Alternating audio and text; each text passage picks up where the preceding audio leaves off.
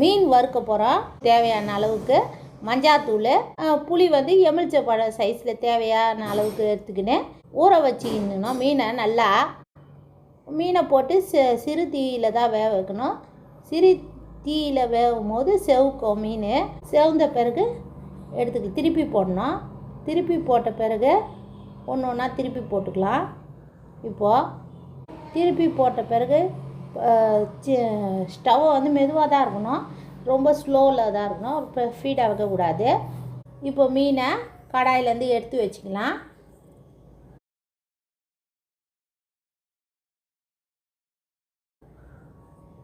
எடுத்து வச்சுக்கின்னு ஒன்று ஒன்றா எடுத்து வச்சுக்கலாம்.